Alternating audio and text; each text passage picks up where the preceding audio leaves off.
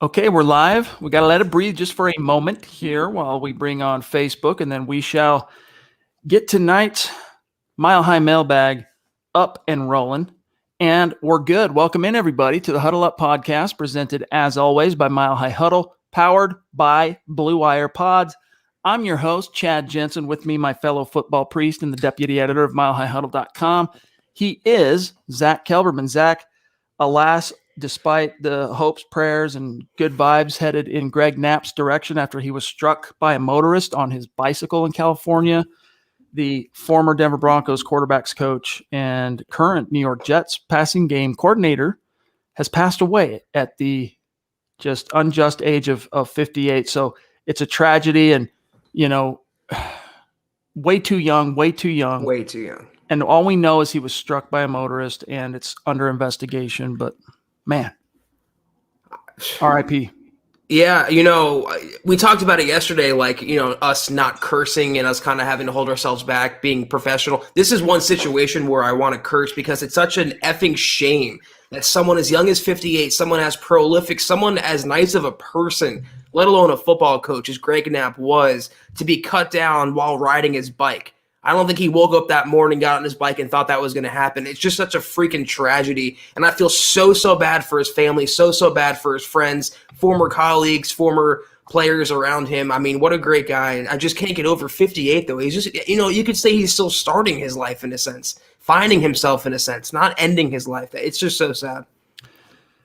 That's why it's easy to kind of get in the groove of things and the hustle and bustle, and you kind of can easily, I'll speak for myself, I can kind of, lose track of perspective and priorities, but, treat each day like it's your last. That's what one of my mentors taught me back in the day. And that's not to say eat, drink, and be merry, for tomorrow we die, because you don't want to live as if there's no tomorrow, because that does bring consequences. But you want to appreciate the world around you, stop, smell the roses if and when you can, because you don't know when something as inane. I bet that's a path. I don't know this, but it wouldn't surprise me if that's a path that Greg Knapp had taken many, many times on his bicycle and knew it well. But guess what? You can't control other people. And so you just never know. Hearts and thoughts and our heart go out to the Knapp family. And, I just want to say one last thing on this, Zach, and then we'll turn the page here. But that is that, he obviously had a big contributing factor to the Broncos winning Super Bowl 50. He was when Mike McCoy took the Chargers job after the 2012 season, and the Broncos promoted Adam Gase from being QB's coach to offensive coordinator. The Napper came in and served as Peyton Manning's QB's coach for the next 3 years.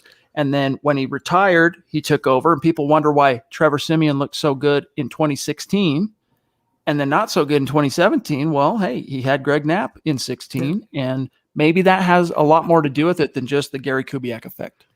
I mean, yeah, just in present times, look at Rich Scangarello with Drew Lock and Drew Lock without Scangarello. You see the difference that coaching makes, and Greg Knapp had a profound impact on Trevor Siemian and a profound impact on every player that he came across pretty much. And he was excited to work with, and he should be excited to work with, or he should have been, Zach Wilson in New York. I mean, he was on path to coach another young quarterback, and who knows what he might have done with him. That's why it's such a shame. But speaking for him as a person and what the tweets that came out in reaction to his unfortunate passing, everyone lauded him for being such a nice guy who always went out of your way to know your first name, know about you, treat you with respect, treat you with humility, and never was too big for any situation. So more so than him as a football coach, him as a man, the loss of Greg Knapp is truly, truly tragic, and I feel so bad for everyone affected by it.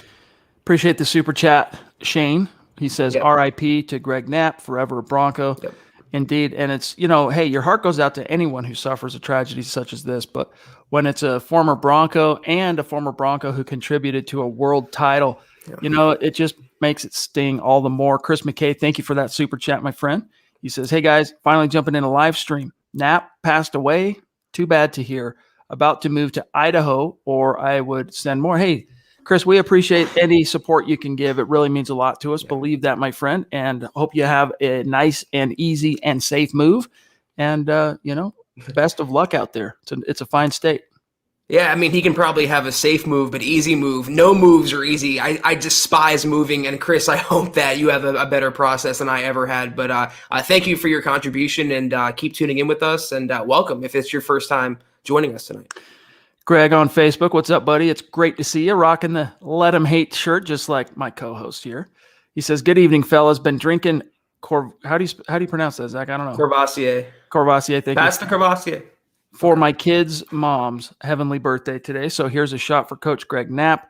Hey, man, that's tough. That's tough, my friend. That really is. But thoughts and prayers out to your kids, because that ain't easy. And, of course, obviously to the Knapp family. Yes, 100%. Today is the Mile High Mailbag, where we take a peek inside, because we are your football priests, and each and every week we're here to offer you the absolution and answers to your burning Broncos questions. And we try to be as democratic as we possibly can on Mailbag Day. That means getting to Twitch, getting to Twitter, getting to Facebook as much as we get to YouTube and Super Chat. But just remember, the Super Chats and the stars, they're always going to take priority, but we are going to strive tonight to get to as many topics, questions, whatever's on your mind. Sometimes it's not a question. Sometimes it's a topic. Sometimes it's an issue or a bone you've been worrying at, and we got to help you exercise the demons. We're happy to do that. But before we dive in, Zach, to the chat, let's just real quick remind everybody how to connect with us on social media. Start by following the Huddle Up Podcast on Twitter at Huddle Up Pod, and our main account at Mile High Huddle.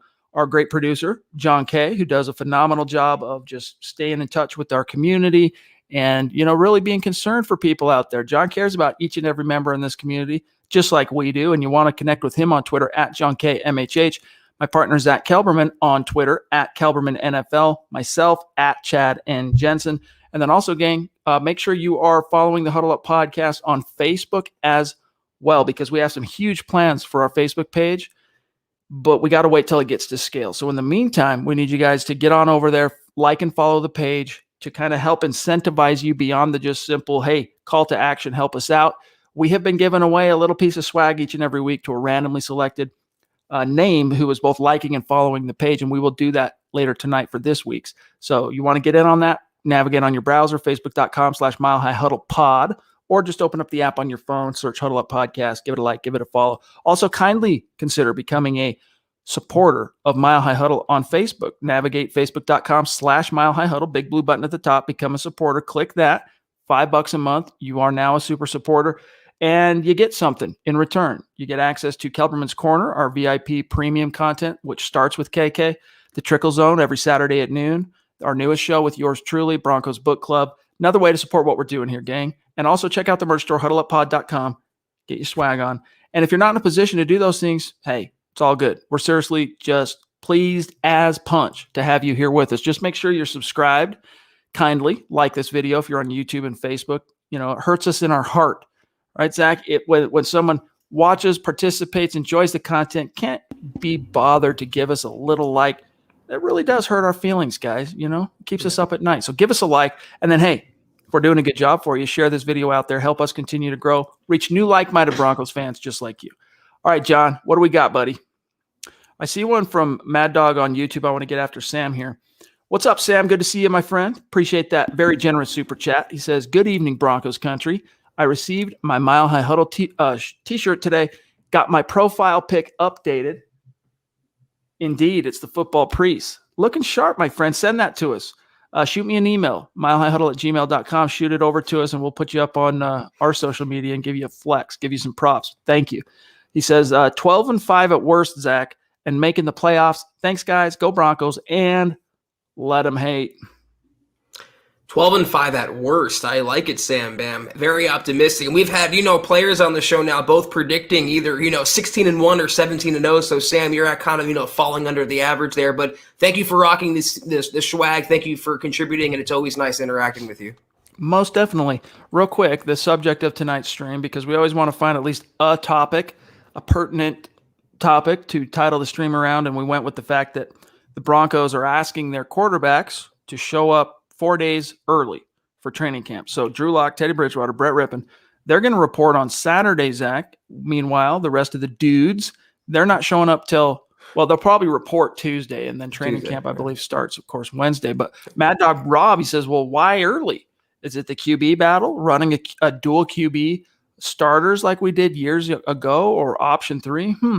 No, dude, it's just a simple matter of, Zach, the quarterback has to deal with the most cerebral responsibilities, and the sooner you can get them in, the better off you might be. And who knows, Zach, maybe Pat Shurmur and Mike Shula came up with a new wrinkle or something between when OTAs ended and camp started, and they also maybe want to get that in as much as they can.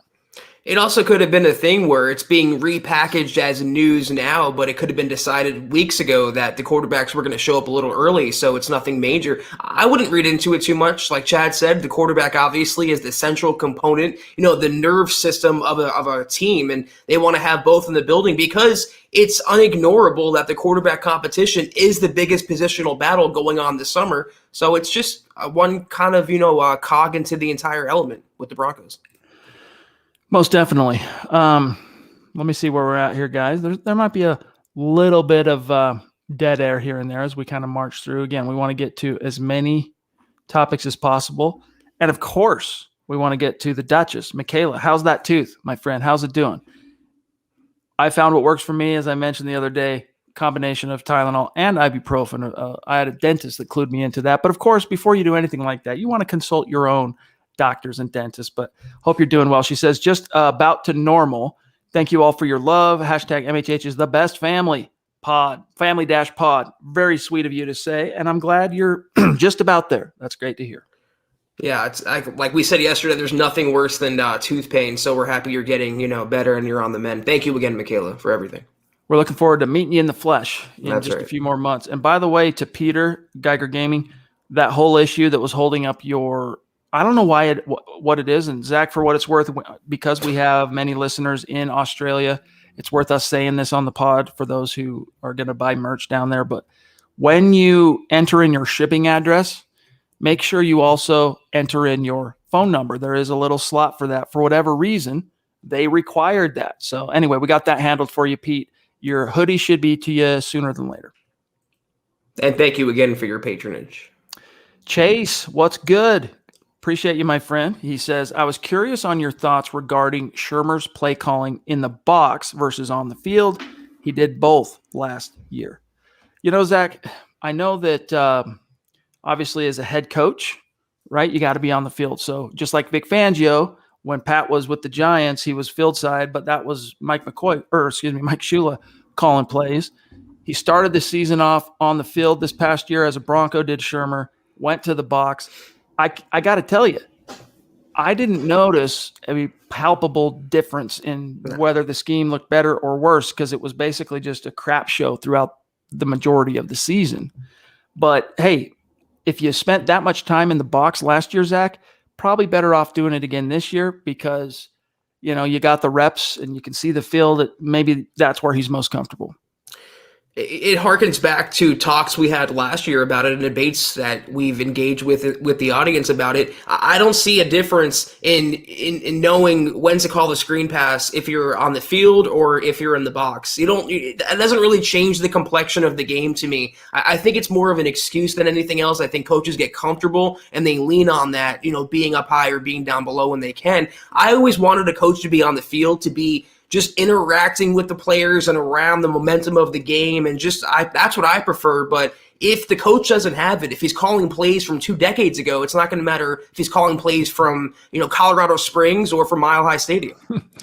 It's funny because I agree with you on that, if I were a coach, I think I would, as much as I could understand perhaps the tactical advantage of being able to see the entire field from the booth, I would feel like I'm missing more by not being on the field, not being able to immediately talk to each player if I want to as they're coming on and off the field, not being able to be down in the muss and kind of have that visceral feel that, it's like Wade Phillips as an example. Wade always coached from the sideline, and he was always one of the very best at just having a good gut feel for which way the game is going, which way the wind is blowing. It's like in the 2015 AFC title game when the Broncos hit Tom Brady 19 times and sacked him however many times. And when they really started getting some momentum on Tom, you had a get off the field sack. I think it was DeMarcus Ware. And as they're rumbling back to the sideline because New England's going to punt, You hear Wade Phillips saying, he don't like it, talking about Tom Brady getting beat up, and just being down there in that feel. And, it's not just the bonding with your dudes, but like just having a feel for the game. I think you do forfeit that, Zach, when you go to the booth. There's just a tangible, or I guess not tangible, but there's this, it's the element of the game. It's the feeling. It's the energy in your players. It's having that communication, and you lose that when you're communicating via mic. It's like talking to someone in person, which I personally prefer. I'm sure you do as well, Chad, versus engaging with that same person over the phone. There's just not that realism to it. And coaches, when you take that away from a coach in the last minutes of a game, for example, I think that has a bigger effect than anything else. Agreed. It'll be interesting, though, to see which tact he takes, because he did start off the season on the sideline and then move to the booth. Shout out to our top star senders for this evening, as we're still just kind of settling in here on tonight's show. Travis Tarbox, thank you for those stars. The legend himself, Gary Leeds Palmer, and, of course, Travis Weber, each and every one of you, we appreciate. And you are contributing to our goal of reaching 500,000 stars on Facebook, at which point we're going to give away a Von Miller jersey, and that jersey is going to go to only the winner of that. All right, the raffle winner will be selected from the hat, so to speak, of those who actually have contributed to those 500,000 stars. So appreciate each and every one of you. Much love. Yeah, I'm looking, though. I don't see Zebulon up there. That's kind of surprising to me. So I appreciate all you guys, though, for real. You know what? Warp speed is fast. But, hey, yeah, if you're battling the Klingons on the other side of the galaxy, wormholes, space, creatures, who knows what he might be encountering on his way back to Earth to enjoy the Huddle Up podcast. Fair point. Travis, what's up, dude? Good evening, guys. My condolences to the Knapp family. The world lost a good man. Yeah. Question: how do you guys feel about the linebacker that we drafted, Baron Browning? Do you think he will make an immediate impact? Zach, as I serve this over to you, hopefully everyone saw that they did get Baron Browning signed. So he's under contract. And then, of course, the downside, you're excited. You're like, all right, 3rd round pick signed. And then he's going to open camp on the pup. Yeah, I literally have an article that I published but haven't put on Twitter yet or on Facebook yet. And I opened by saying the fact that he signed his contract, which is a 4-year contract worth about $4.78 million, standard issue rookie contract for where he was drafted, that's only the second biggest headline of the day pertaining to Baron Browning. The follow-up news right after he signed his deal was the fact that he's going on the PUP list to open training camp. The fact that he had a knee injury in rookie minicamp, which was right after he was drafted, and then didn't practice in OTAs. He didn't practice in minicamp, mandatory minicamp. And on top of that, as I wrote in the article, it's kind of unclear what specifically is wrong with Baron Browning. We know a lower leg injury. We know some sort of knee. But even Vic Fangio was being evasive about it when asked multiple times this offseason, what is going on with your prized rookie inside, outside, edge rusher, linebacker? We don't know yet, but it seems like he's not off to a good start. Hopefully, though, it's the active PUP, which means he can resume practicing at any time, as opposed to reserve PUP, where he have to sit out a predetermined amount of time before coming back. I can't wait to see Baron Browning, but he's really behind the 8 ball. And every day he sits out, it gets a little tougher. My partner said it well. We have high hopes for Baron Browning, but I think just with the kind of, delay in getting on the field and the injury bug, probably shouldn't, as a fan, get too far out over your skis in expectation of some kind of monumental contribution as a rookie. Give him time. Let's see if he can settle in. Meanwhile, though, you still got Justin Sternad, who is 100%. And Vic Fangio, he said, hey, he's basically like a rookie because he only got 3 or 4 training camp practices, no OTAs, no preseason last year before he hurt his wrist. So hopefully we'll get to see a long look at each one of those guys. Robert, what's up, dude? Thank you for that super chat. Proudly rocking his MHH shirt like a boss. Love it. Hey, send us that picture, Robert. Send it to us on Twitter if you're on Twitter. And if not, by the way, connect on Twitter, gang, each and every one of you, especially if you're one of our superstars on YouTube or Facebook. We like staying in touch with those who are really supporting us. So, Robert, if you're on Twitter, be sure to follow us and do one of these in our mentions, and we'll make sure to follow you back. But if you're not on Twitter, shoot us an email with that profile pic. He says, hello. As a native Coloradan, I am both humbled and encouraged by the many MHH hosts and superstars that are not from here. # state of being. Yeah, we have a pretty eclectic group of staff writers and podcast hosts that are from across the fruited plain. And maybe that's where the inspiration for hashtag State of Being came from. I don't know. But either way, we're just happy to have you guys here with us. And we're looking forward to seeing you guys, as many as possible, guys and gals, September 26th. I was going to say this is kind of a non sequitur, and thank you, Robert, for your contribution. But, Broncos versus Jets, that would be a good game to honor Greg Knapp, I would think, Chad. That's what I was thinking about earlier. Hopefully, both teams do something, and we're fortunate enough to see it live in week 3. Man, it's just so frustrating if you sit and think about it. I mean, what a senseless tragedy. BNS, what's going on, dog? Good to see you. Appreciate you. Love you guys. Love you too. Hashtag All Pro Bowles. Yeah, dude. We can't wait to see Bowles hopefully duplicate what he produced last year. And if he does, I mean, he almost kind of, Zach, got a second-team All-Pro nod begrudgingly from the Associated Press, right?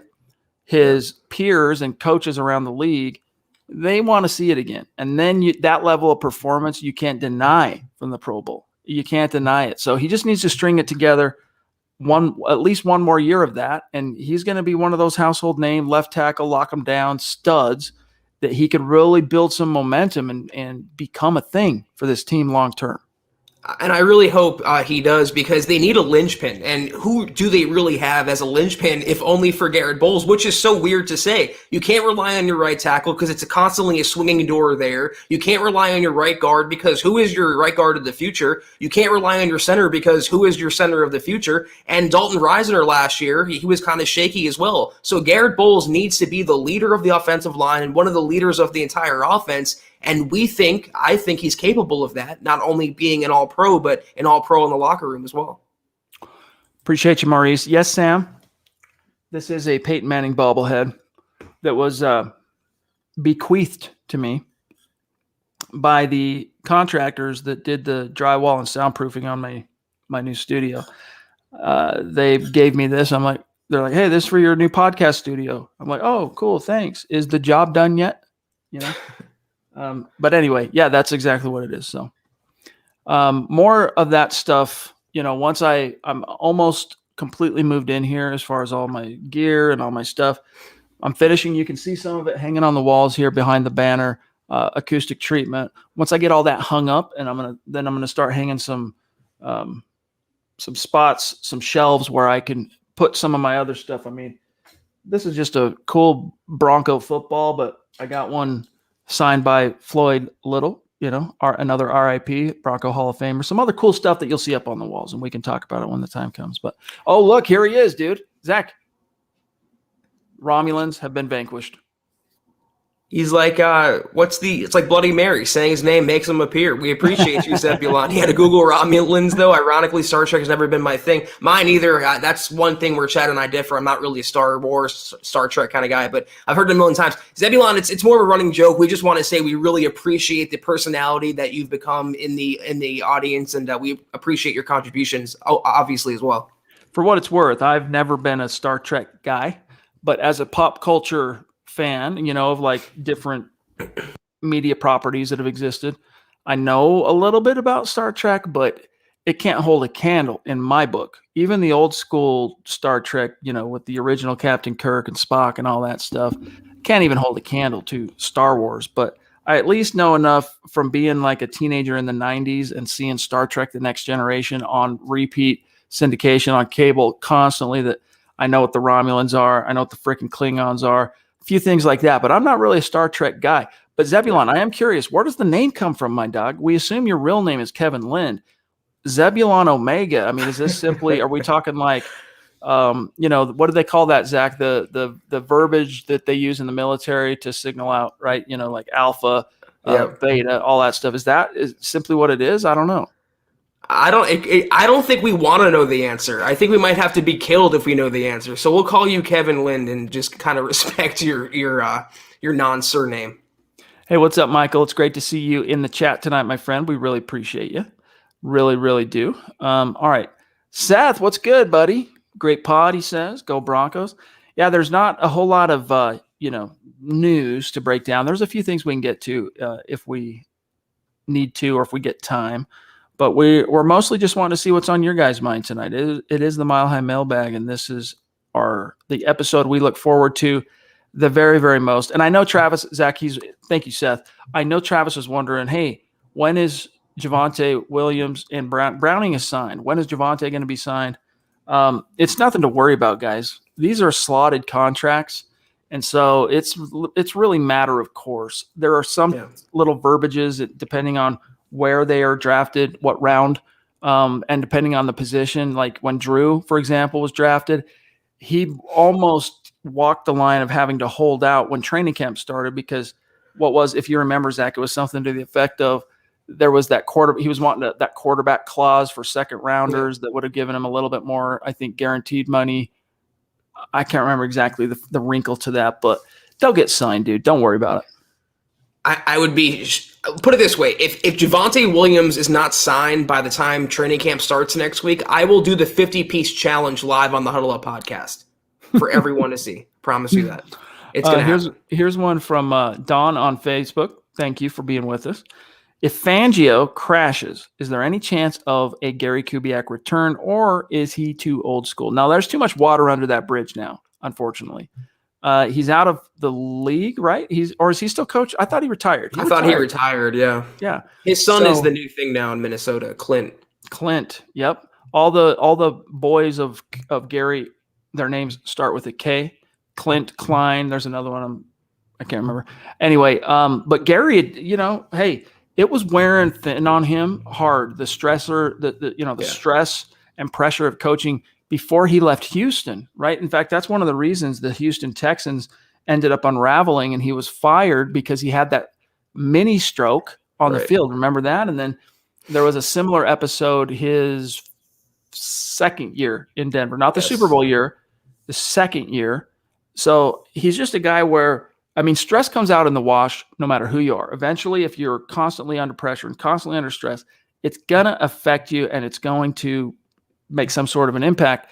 For some people, though, depending on their physical constitution and their respective genealogy and all that stuff, it can have a more pronounced effect. And I think for Koob, man, he just needs to step away. But even if it wasn't that, Zach, he kind of burnt some bridges. I know Elway's his boy, and they go way back, and they're always going to be close buddies, but he kind of did the Broncos dirty, to be honest with you, the way he stepped down after 2016 over the issue at hand, which was motivated somewhat by the Paxton Lynch thing that he wouldn't play Paxton. Elway wanted Paxton on the field. And then also the rumors were at the time that Elway wanted Koob to, after the season, move on from Rick Dennison and one or two other guys. I'm trying to remember who they were, but on the offensive staff. And Koob was like, no, I'm just going to quit then. Peace out. And you know what? I think there's some credibility to that second rumor because when he got hired in Minnesota, I think that was his last stop. He took Dennison. He took everyone else with him there. So no, and I was going to say, Chad, to your point, I remember writing the story about his little, health episode in Denver. It was unfortunate and scary at the time. But I was going to say, I don't mean this jokingly. If your head coach is being whisked away in an ambulance after the game because of his heart or because of his health, he probably shouldn't be coaching. That's why he got out, and I believe there's some veracity to that as well. It's a very, very stressful job. So I wish Gary Kubiak well in his next endeavor, but the Broncos can't go back to an old well. They can't go to an old hat. They can't go to a defensive guy, as far as I'm concerned. The next head coach of the Broncos has to be a younger guy and an offensive guy. I'll take Clint Kubiak before I would take Gary Kubiak. And you know what? With the connection to Minnesota as well, Chad, with George Payton, wouldn't surprise. Never know. Look, I know that there was a lot more to the story. There are always two sides to a story, but I still kind of feel like Gary Kubiak, he did what he felt was right, okay? But I still kind of felt like he left Elway and the Broncos, blow in the breeze. Your Hall of Fame quarterback hangs up his cleats, and so you go back to the well. You draft one in the first round, but you weren't really involved in that decision, and so you're going to kind of sabotage it by playing the second-year former seventh-round pick that was drafted to be a backup to a backup, basically a complete fail-safe guy, not the future of a franchise guy. And then when push came to shove and your boss/friend wanted you to make some changes to the staff because obviously that offense, even though Simeon had a few flash-in-the-pan games and was pretty solid in 2016, another shout out to Coach Knapp, RIP. It was still a pretty cringy offense. I mean, it wasn't good, right? It was not. There was nothing to write home about there, with the exception, Zach, that you got DT and Emmanuel over 1,000 yards. So I still think I'm always going to wonder, Zach, what would have happened if Gary Kubiak and John Elway find a way to compromise there on what the ask was, and he sticks around. You don't get VJ. I guarantee you don't get 4 losing seasons in a row. I guarantee you that. And guess what else doesn't happen? You don't lose Wade Phillips. He probably comes back with Gary Kubiak, and the Broncos chose to move on to hire Vance Joseph. But, if he was legitimately, intentionally sabotaging the team with the quarterback competition, boy, that's the definition of failing upward, because Trevor Siemian was so much better than Paxton Lynch, not just once, but 2 years in a row. And I think Gary Kubiak had something to do with that. I don't want to speculate too much on, what's been, water under the bridge for sure. But I do believe his health contributed to his decision to want to step away. And I think he got the itch again, and that's why he came back. Willie, appreciate you, bro. He goes, hey, I'm not liking tonight's video just to keep Zach up later. Yeah, it does keep us up at night when you watch, but you don't like. You know this, Willie. You see these bags? That's because of you, Willie. That's because of you, dude. That's because of you. That's because of you. All right. Not liking the video. James, what's up, brother? MHH staff writer says, no Greg Knapp, no Broncos Super Bowl victory, an incredible coach, renowned teacher, and offensive mind. A huge loss to the NFL and his loved ones. Well said, my friend. A very sweet tribute. It's just, you focus on it and it can just make you mad in the true sense of the word. Angry, yes, but mad, like going crazy, because senseless tragedies like that, it's just so frustrating. Makes you want to curse, like I said, but that's a pretty good tribute there, James, so we appreciate it.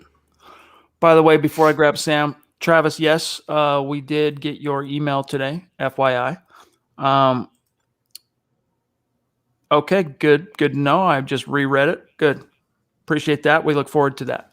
Sam, what's up again, bro? Thank you. Also, looking good in your profile pic, which he has already forwarded to our email. Appreciate that, Sam. Do the Broncos need to address safety depth after Justin Simmons and Kareem Jackson? Isn't it just rookies Jamar Johnson and Caden Stearns? Or am I missing someone? Yeah, Trey Marshall, Duke Dawson. Seems like we need some veteran depth there. Love the bobblehead. Yeah, but those two have been pretty consistent, reliable, Kareem and Simmons, in terms of availability, right? Like, I can't even think of the last time Justin Simmons missed a game. And I know Kareem missed 1 or 2 his first year in Denver, but I think they were actually – he missed 1 game because of injury early on. He missed the I think it was the early Charger game, the one in which A.J. Johnson had his kind of coming out party. And then he missed 2 because of course, the DUI suspension. But I think they're in a pretty nice situation, Zach, where you've got the veteran top-heavy depth chart, and so you can afford to go young behind them. Exactly. Their starters are veterans. So you need to have some guys that can be the next wave, can be the wave of the future. Kareem Jackson is not the future at safety for the Broncos. Jamar Johnson and or Caden Stearns is. The Broncos had veteran safety depth last year when they brought back Will Parks. How'd that work out for him? I don't really subscribe to that. It's more about the player than the depth. Or focusing on getting a veteran to fill depth. And they're not going to carry more than 4 anyway, more than likely, Chad. 5 at most. So what could you really do there? You have 4 guys. You have 2 veterans and 2 rookies who you're high on. They're fine. Yeah, you have all that you need, in all honesty. You have all that you need. Marie says on YouTube, hey, let me say the quiet part out loud. Aaron Rodgers is not coming to Denver this season. Next season, maybe. For now, we're rolling with Drew and Teddy. # deal with it. Yeah, until he's here, he's not, right? So you love the one you're with, right? If you can't be with the one you love the one you're with. And that's Drew and Teddy right now. And they're fixing to square off in, true 50-50 competition that we can't wait to cover for you guys, break down every single day coming out of training camp. It's going to be a gas. I'm really starting to think that, the Rodgers trade, like Andrew Brandt said, I think his evaluation of this whole situation is spot on. That's a former Packers VP who had a hand in drafting Aaron Rodgers in Green Bay. I think what's going to happen one way or the other, he's going to sit out or play for Green Bay this year, and the trade involving Rodgers is going to come next offseason. So logically, in this, I think if they're going to make a play for him, you have the best of both worlds. If they're not going to trade him, you can get by and see what you have in Locke and Bridgewater for now. And if Locke bombs, you can make a play for Aaron Rodgers. If Locke succeeds, you might not have to make that trade. So it's kind of a win-win for Denver if they're just patient and they wait. And fortunately, they have a guy in George Payton who embodies both of those adjectives. Another shout out to our star senders, including this comment here from Andrew, which we'll grab, but Sean Miller as well. What's up? We've already shouted out Travis, the Travises, Travis Weber, and Travis Tarbox, Gary Leeds, Zebulon. Appreciate you guys. It means a lot to us. You know this. Andrew says, if you want to throw that back up, John, I don't know where I don't have it in my timeline. If you see it again, we'll grab what Andrew said. But meanwhile, here's our pal on YouTube. I heard the other day Vic is setting up schemes for Von Chubb and Malik Reed to be on the field at the same time. What do you guys think about that? I have not heard that, but hey, every defensive coordinator has his kind of NASCAR package that they throw out there every once in a while. And, it's not something you live and die with, or buy, I should say, but it's something that, when you have a chance or an opportunity, you do it. Like, hey, it's the end of the second quarter and the team wants, they're on year 45 and they're going to go for a Hail Mary. Hey, throw Malik out, throw Vaughn out, throw Chubb and let him just get after the quarterback and then drop, 8 dudes into coverage. So, I mean, remember, like you kind of hinted on there. Remember the old fabled packages featuring Vaughn, Ware, Shane Ray, Shaq Barrett. Those are 4 edge rushers. So the more you have, the more you want to play around with. That should be expected. We're not surprised at all that they want to work those guys in there. But let's not act like, Malik Reed, he had a good season last year, but it's a pretty big drop off talking about Von Miller, Bradley Chubb, and then Malik Reed as the third guy. Malik's a great try-hard guy. He's a great cleanup guy.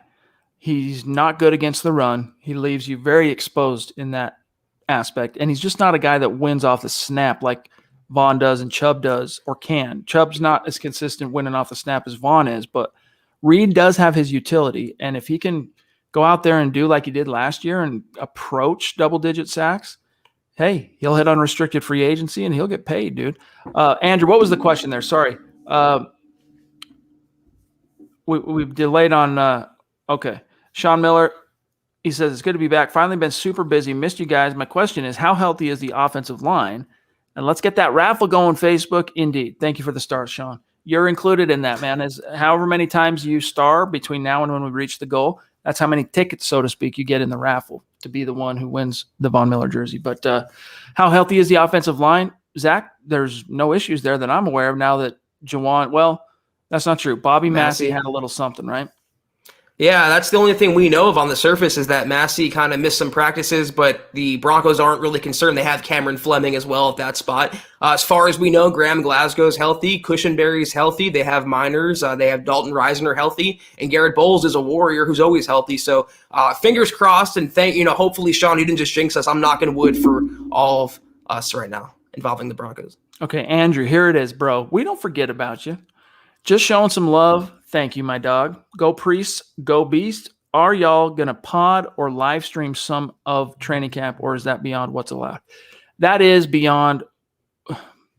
It's not so much beyond what's allowed, but the current setup, even still in the post, we're still in the pandemic, right? And so even though they've relaxed some of the strictures on media being there and all that stuff, access to players in the locker room, it used to be like if you were covering training camp, you would get access to the media room after each and every practice where you could, potentially set up and do a quick little podcast or write up your article covering what you saw that day. And I don't think you're going to have that much leeway. So it's kind of like you can be there and watch what's happening and then get the Sam Hill out. But we are still working on some ideas, some things that we can provide some content from training camp. So stay tuned on that. Yeah, you're absolutely right, Chad, because the Cowboys had their first training camp practice today, and the players met through almost a barrier with the reporters. So it's not going to be normal in that sense, but we're going to give you as much as we can give you, and we will always break down the biggest storylines going on at Broncos camp. Clifton says, Kerry Vincent Jr., Denver's 7th-round draft pick out of LSU, equals Tyrann Mathieu. Man, I can't go there with you. Tyrann Mathieu, first of all, he was a corner in college, but he was always just a physical, whirling dervish, right? Kerry Vincent, he's more of a, a sticky man. He's more of a Tony Carter, to be honest with you, suited to the inside, suited to the nickel. So his best, what you can really hope for with Kerry is that he could maybe become the successor to Bryce Callahan post-2021 if he really, really develops. But he's going to have to fend off Isang Bassi, who's also trying to throw his hat in the ring on that job. And there's also, Patrick Surtain, his fellow rookie, to contend with. There's also, Kyle Fuller to contend with. There's a bunch of players on the roster he has to first beat out before we start comparing him to the Honey Badger. I hope for it, but if they can get in year one going forward, solid contributor from Kerry Vincent, no matter what he does on defense, I'll be just happy with that. All right, I am taking a quick look here. Willie again. You demand, Willie. It's laughable how sure people are that Teddy starts week 1. His ceiling is so low. It's really not close unless Drew bombs. The national media is a joke. Yeah, our thoughts and feelings on that last topic that you mentioned in there. But you know what? Here's the thing. Teddy Bridgewater is no joke. All right? Teddy Bridgewater is a legit threat to Drew Lock. Drew knows it. Drew feels it. And that's either it's going to impact him one way or another. It's either going to impact him in a positive way where it really does motivate him and it brings out that competitor and it brings out excellence. Or it's going to be the type of pressure where, it's like Paxton Lynch. He wasn't ready for that. He withers in the face of it. And, it shows you, though, that, hey, you weren't meant to be in the league. If you can't handle the pressure, if you can't step up and rise to the challenge of a plausible threat to your job, then you don't belong. So we still remain pretty confident in how you feel, Willie, as far as Drew ends up coming out on top. But Zach, the way I see this unfolding is training camp itself, you're going to see reports coming out of camp very similar to what it was in OTAs. Drew has a big practice, crushes it, bunch of big plays, followed by 2 or 3 where the reviews are negative, and then another tent pole day. And then meanwhile, Teddy's going to be that steady as she goes quarterback. When the preseason games roll around, though, the lights come on, the stage, becomes larger. And Drew, he has an element of a gamer element to his game. All right. And, in other words, when the preseason games get here, I think that's when you're going to see Drew provide the best showcase of what he can offer the Broncos this year. And it just so happens to be that those 3 preseason games, Zach, we know from Vic Fangio, are going to factor the most in terms of the whole data set that they analyze to decide who wins. I think that's all really well said. And, to your point, I don't see Drew Lock withering in the face of competition. I think he's going to use it as motivation. And whether that motivation is enough to overcome his shortcomings on the field and make him the quarterback that we all think he can be is another story. Teddy Bridgewater, though, I'm being totally objective here. I'm not his biggest fan, but overall, his ceiling in the NFL is low, and I agree with that general premise. But in the Broncos offense, his ceiling is not all that low, if only because of the weapons around him. Look at his backfield with Melvin Gordon, Javonte Williams. Look at his receiving core with, we all know who it is, his tight ends. He has on paper a potential top 10 offensive line. I mean, if he can just make just a little improvement on his downfield accuracy and power, he could be a pretty good starting quarterback for Denver. Not as high of a ceiling as Drew Lock, but floor, even if by default, could be enough for the Broncos to win double digits this year. Yeah, don't completely sleep on Teddy. And Willie, appreciate you, bro. I want to grab this one here from Jay on YouTube. He says, question, what was the dynamic behind closed doors with Vance Joseph and Elway? Was Elway trying to be an armchair head coach? Can you please tell us what was actually going on now, years removed? Well, I'll tell you what the dynamic was. It was, I'm the boss. You do what you're told, right, in a friendly way. They were close buddies. In fact, when John Elway showed up that Black Monday to announce that Vance Joseph had been let go, he was visibly shook, not just because the Broncos had closed out now 2 consecutive sub-500 years, and he had to fire a head coach. But because he really loathed having to fire Vance, because to quote John, he said, he's a good man, which he is. Yes. He is a great guy. All of his players freaking love Vance Joseph. The problem was, Elway didn't really involve him in free agent scouting, pro side scouting, draft scouting until year 2. And even then it was pretty limited. And so he was very much kind of a crap rolls downhill. I'm the boss, John Elway. You're the head coach. Yes, but you're going to do what you're told. And, call it a yes man, whatever you want to say. Vance Joseph, if and when Zach, he ever gets another chance to be a head coach, I think he'll have learned a lot from that relationship he had with Elway to where, hey, look, if you're going to hire me for head coach, as I give you my presentation and I interview for the job, let me tell you, I'm my own man. I'm going to be involved this, that, and the other. And I think he's wiser for it. And obviously the Broncos are wiser for it as well, because as much as they liked Vance, they realized that he just was not quite prepared for the job he got. Exactly. Super likable guy. I mean, some of you guys may remember this. I certainly do because I wrote about it. But there was I think it was a Snapchat video in 2018 of Vance Joseph in the back of a car or a limo with Johnny Bolin. We don't know what they were doing, but he looked a little non-sober, I should say, Vance Joseph. They were in Colorado after all. I just remember Vance being such a good guy that you want to get a beer with, you want to just talk crap with. He's a very likable guy. He wasn't ready to be a head coach in the NFL with the Denver Broncos. And to your point, Chad, I think Elway liked him as a man and liked him as a coach, but he didn't respect him as a coach. And that's where I think the biggest problem was. Look at Vance's resume or lack thereof. He had 1 year of coordinating experience with the Dolphins. And I feel like I've said this a million times because I have. In that 1 year, the Dolphins defense was terrible. And there were some theories that the NFL behind the scenes pressured Denver into making a minority hire. Maybe that.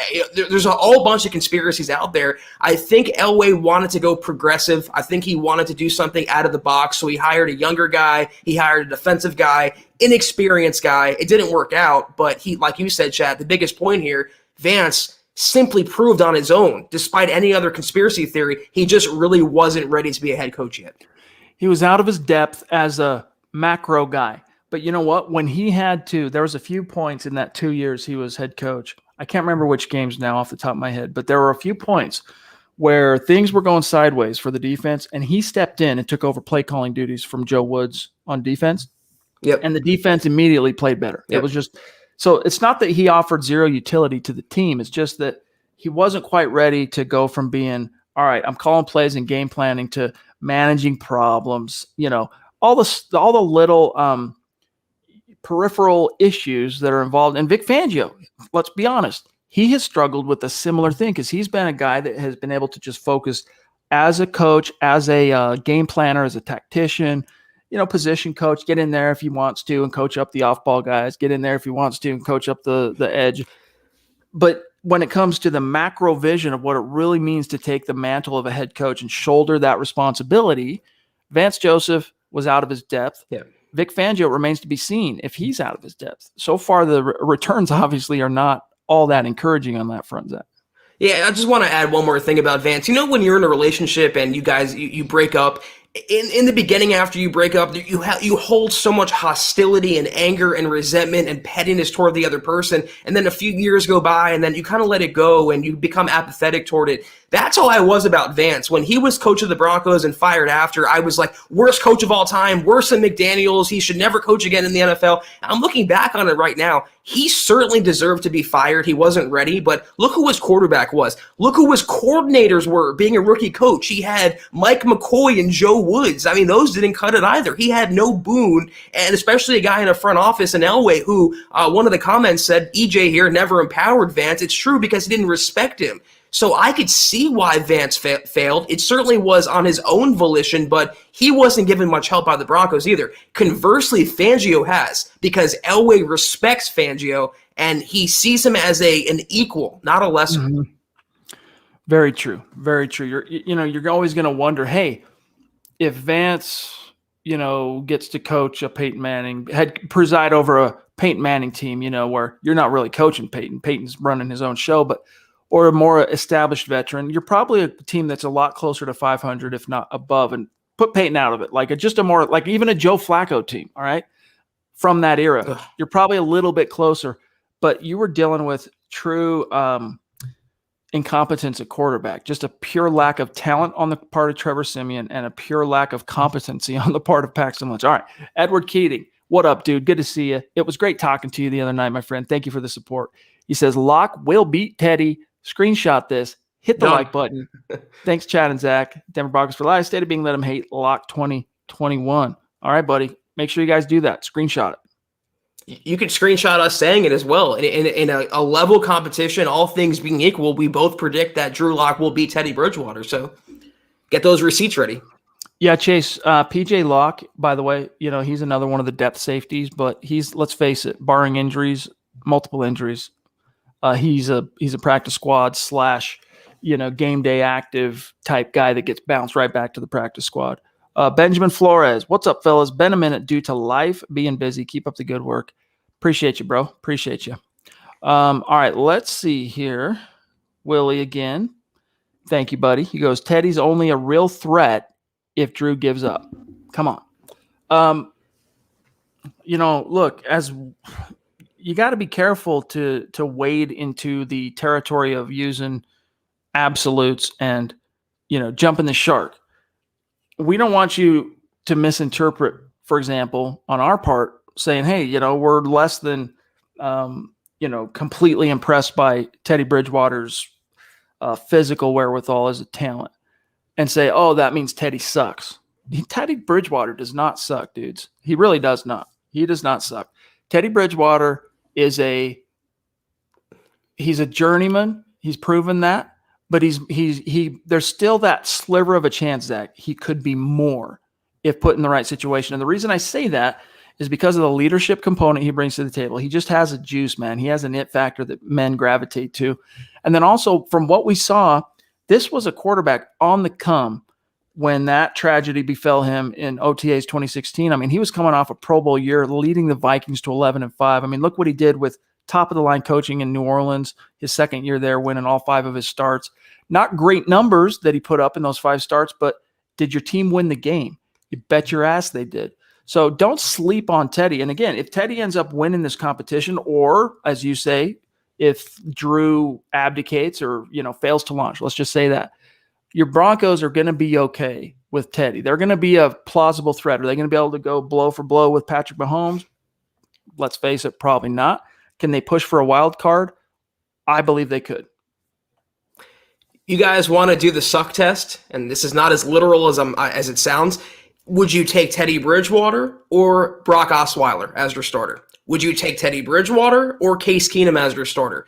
To me, Brock Osweiler sucks. To me, Case Keenum as a starter in the NFL sucks. Teddy Bridgewater, I don't think sucks in the NFL. Is he below average? You can make the case. Is he not really that overall, physically impressive? Certainly not. But I don't think he sucks. I think he's the definition of just an average journeyman quarterback, if there is one. And if the Broncos have to play him, they can get by based on the strength of their team, their defense, and their roster. But Willie, look at the shirt I'm wearing. I'm obviously supporting. I obviously think Locke has an upper hand here, but I'm not writing off. Teddy Bridgewater is not Jeff Driscoll. Teddy Bridgewater is not Brett Rippon. Those guys are invalid competition. Teddy Bridgewater is good competition for Drew Lock. And even like comparing Teddy to another journeyman that's passed through Denver, like Case Keenum, big difference between those two guys, not only age, all right, but that leadership panache, man, that having that juice. Like Case Keenum, when things are going good, his guys will respond to him. Before he left. Yeah. But when you get to choppy waters and the results aren't coming out in the wash, do you have what it takes to still galvanize your team? And Teddy does. Teddy's a guy men will follow into the abyss. So, that's something that can pay some dividends depending on, how that competition. And Michaela, thank you for that other super chat. I still think if I were a betting man, I would still be putting my money on Drew. Yeah. And I would tell you to go read the article I put out yesterday, breaking down the QB competition that's coming up, for a pretty good synopsis of why I think Drew's aces in the hole are not only the fact that John Elway is still haunting the roost, he's still there, but he's getting scheme continuity. All right. He's getting his number one receiver back. And, he had an opportunity to really spend some quality film time, 9 to 10 hours with Peyton Manning. So all those things combined, I think, are more than one ace up his sleeve, whereas Teddy's ace is, this isn't his first go-around in Shermer's scheme. So it favors the incumbent, but Drew has to go out there and leave no doubt. And I think that you're not going to see that probably, Zach, till the preseason games. Yeah, again, in a level competition, which God willing should happen, all things being equal, on paper, Drew Lock should win this battle. And I think it's naive to think the Broncos don't want Lock to win this competition. I mean, he's a cost-controlled young quarterback, still developing. You can easily make the case, and it's not saying much, he's the most enticing quarterback prospect the Broncos have had since Peyton Manning, and they've had a lot invested in him. I don't think they want him to go down to Teddy Bridgewater. I don't think they want Teddy Bridgewater to start any games this year. They want Lock to blossom into what they think he could be, George Paton included. What his evaluation of Lock was genuine, and it would behoove the Broncos both in the short term and the long term if Lock worked out. And again, I'm a betting man, and if we were betting on the situation, I would say Lock wins, but we shall see. I'm not going to rule out Teddy Bridgewater doesn't win this job. I'm not saying it's no chance at all. But again, all things being equal, the upside, the potential of Lock greatly outweighs what Bridgewater has to offer. Well said. And by the way, Andrew, congrats on being a new dad, my friend. Good for you. That's great. Great to have you back in the chat. Willie, and by the way, guys, we're about out of time here. Willie, again, thanks, buddy. Pat Shurmur is worse for this team than Vance was. You could be right. But he needs one more year to make that plain. He's got one more year to turn the ship around. So we'll see. It's true. We got 2 years of Vance and only one of Shurmur. So this 2021 will be the make or break for a lot of people involved, and Pat especially. Absolutely. All right, guys. Kevin says, "What's up, guys? Just drinking some brewskis, listening to you both. Nice. Hashtag Denver Broncos for life. Mile High Huddle. Good to see you, buddy. Thank you for being with us." Dennis Woods. Oh, John, we clicked right at the same time. All right, I'll grab him. Good to see you, Dennis. Long-time superstar. He's been up on Mount Rushmore for a long time. Appreciate you, my friend. He said, "No questions, just showing some love and appreciation." Thank you. That means a lot to us, buddy. Sean B., thank you, my friend. What is one thing that you want to see from training camp or the preseason that hasn't been talked about much this offseason? Hashtag Go Broncos. What are your thoughts?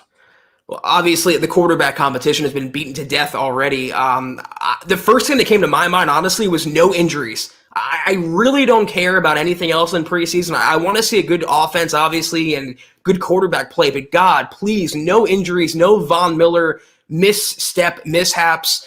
That's the first thing that came to my mind. But in terms of the preseason, I kind of want to see how the defensive line, responds. I want to see Draymond Jones, what he's going to do in a starting opportunity. I want to see how Shelby Harris is going to respond after getting paid. I want to see what Deshaun Williams can do, hopefully given an expanded role. Ajeen, that's a really talented group with a lot of upside that I want to watch this summer.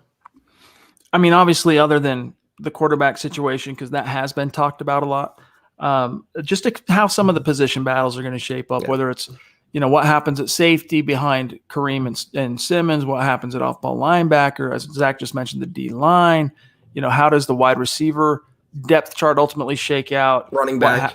Running back. So lots of that stuff, my friend. Andrew Eastman says, "I want to send you a Bronco decoration for the new man shed." Yeah, Andrew, shoot me an email, milehighhuddle@gmail.com, and we'll see what we can do, my friend. All right, we definitely look at that.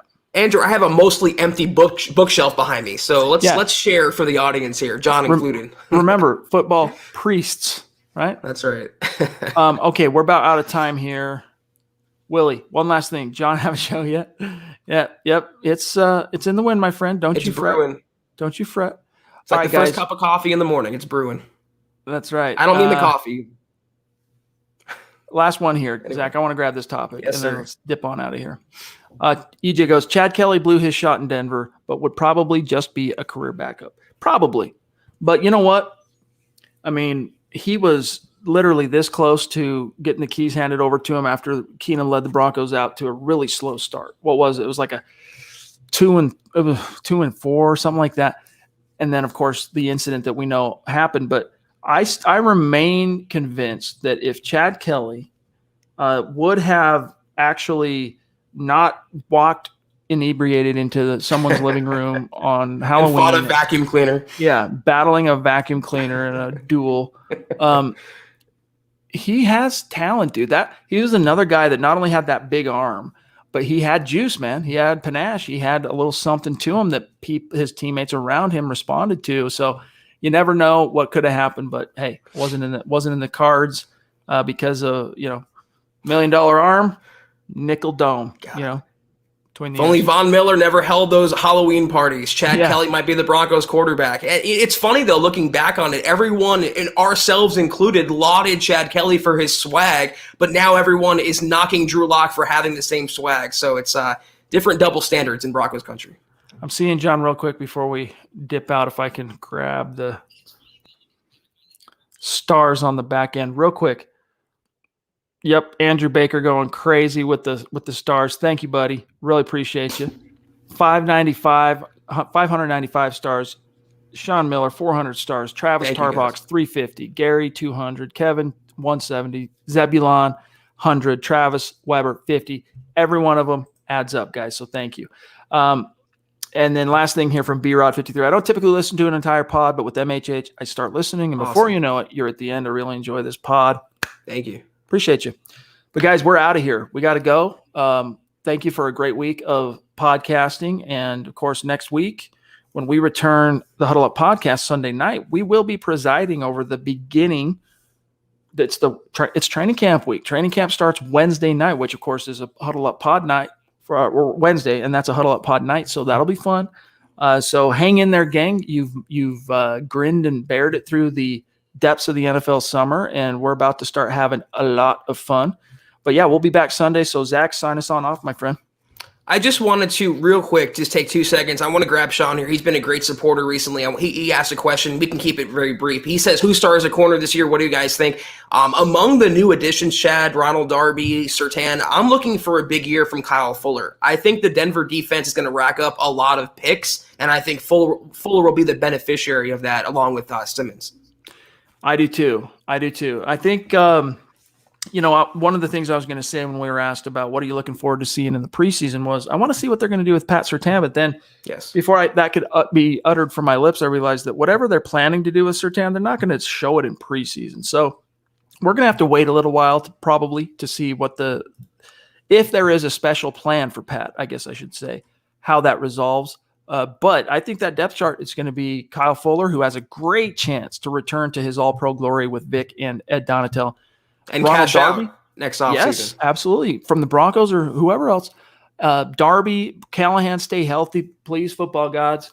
And then, of course, Surtain. We'll see if OJ Mudia can take a step forward. It's going to be – they got some dogs this year, so it'll be fun to watch. And then Bassey coming back healthy as well. But I want to just grab Sean. He's been a great patron lately, so we appreciate you, Sean. But that is the Huddle Up podcast for the evening and for the week. We appreciate each and every one of you. We'll be back Sunday night. But, Chad, I hope you have a great night and a great weekend, John, as well. Be sure, guys, if you haven't followed us on Twitter, you can follow the pod at Huddle Up Pod. You can follow the main account on Twitter at Mile High Huddle. You can follow Chad on Twitter at Chad and Jensen. You can follow myself at Kelberman NFL. Be sure to follow the Beast, Wanna Beast, our producer on Twitter at John K MHH. If you haven't already, go to huddleuppod.com. If you like the shirt I'm wearing, go right there and get it right now. Get the hat that we're wearing, mugs, more things coming, football pre-shirt. We appreciate each and every one of you. Also, facebook.com/Mile High Huddle Pod. Like the page. Follow the page, and also facebook.com/Mile High Huddle. Big blue button, become a supporter. 3 exclusive shows, more coming soon. We have a new episode of KK on Sunday. More stuff on the way. We appreciate each and every one of you. But as always, if you can't do any of that, we totally understand. We ask you to do 3 things that take a total of 5 seconds. Subscribe, like, and share. It helps us grow more than anything you can do and reach new Broncos fans just like you. We appreciate it. We're off until Sunday. Have a great weekend again, guys. Take care. And as always, go Broncos.